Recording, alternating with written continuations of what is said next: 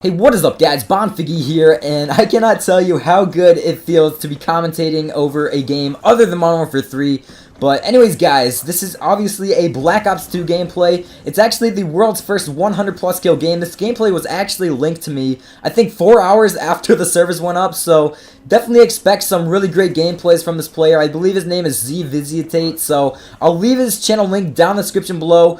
And like I said, man, if he's dropping a 100 plus kill game, and these guys, they're not casual players that he's playing against, obviously. If they're paying 200, 300, or even more in some situations to get a game early, they're obviously going to be a little bit more than a casual player or a noob. And I can stand for that because I've been playing against these guys. All the people that I've been playing against when the game was out early and everything have been tryhards, so I can definitely say that these guys, they weren't noobs, and it definitely did take a little bit of skill to get this gameplay. Although it was on Nuketown, which does make it a little bit easier to get 100 plus, I guess you could say, because it's really fast-paced, close quarters, really action-packed. That's what I like about this map, and it's really the only map that I've been playing lately. I'm going to try to get my own 100 plus kill game tonight and have that up for you guys tomorrow, but as you know, this is actually being uploaded a little bit early. The game isn't supposed to come out until midnight tonight, but obviously he got the game early as well as I did, and I believe that some people in like Australia already have the game, so the copyright has already been lifted from the game. It should be okay to be uploading this because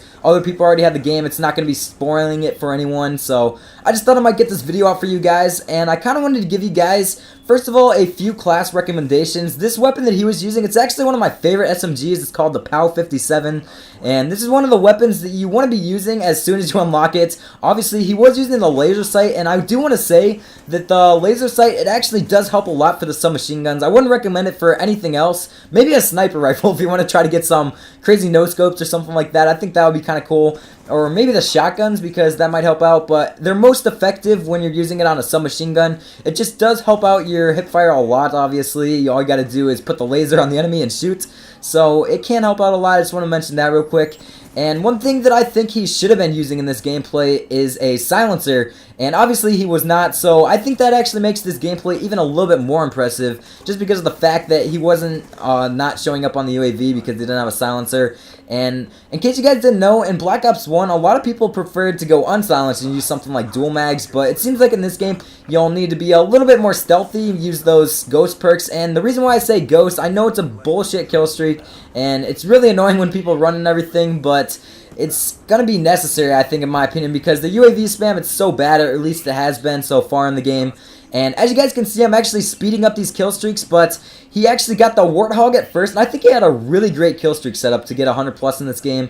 The Warthog, basically, it's almost like a Rolling Thunder, but it's a little bit more beefy. It goes around the map 3 times, and then this second kill streak that he's in right now is actually called a Lodestar, and that's pretty much like a beefed up Reaper, and then this is almost like a Akimbo Chopper Gunner, man. The kill streaks do a lot of work, as you guys can see. I'm speeding it up a little bit because I think that it would just make the game a little bit more fast-paced. But yeah, the kill streaks, if you can get those higher streaks, it definitely is a little bit higher, but it is definitely worth it in my opinion. I think he gets 2 sets of those, so only 2 sets got him the 100 plus kill game, which is definitely not too difficult to do. It definitely is a little bit harder to get these higher kill streaks in this game, especially if you're playing something like Team Deathmatch. I think for the Akimbo Chopper Gunner that he just had, it's like a 19 gun streak to go on to actually get that if you're playing TDM, so definitely is a little bit more challenging. And honestly, I think if I were the game developers, I would either make it so you get a little bit more score points in TDM, or that the kill streaks are actually a little bit lower. I should say score streaks because it goes off the score, not the kills anymore.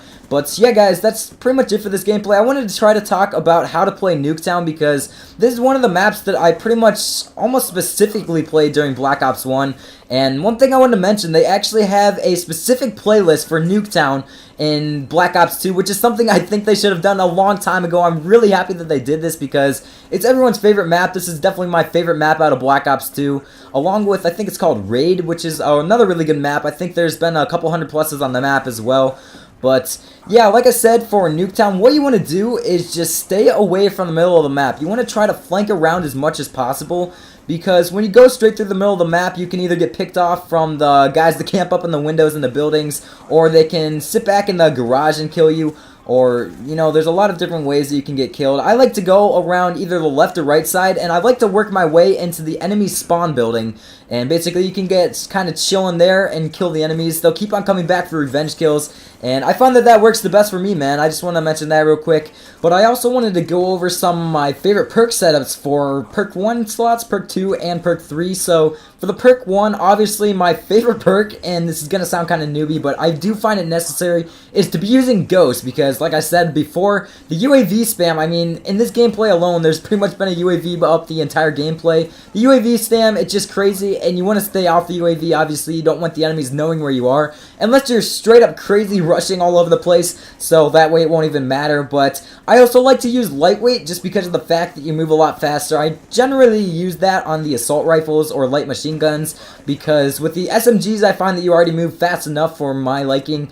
And then I also like to use Flak Jacket, especially on the map Nuketown, because there's a lot of explosives that can go off and just randomly kill you.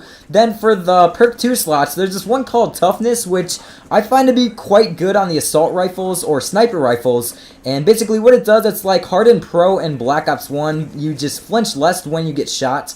And then another one that is almost a necessity is Scavenger, because obviously you don't want to be running out of ammo, so I find that that works out pretty well. And then for perk 3, and one thing I should say about Scavenger is that it replenishes claymores, grenades, and bouncing betties, all those equipment sort of things.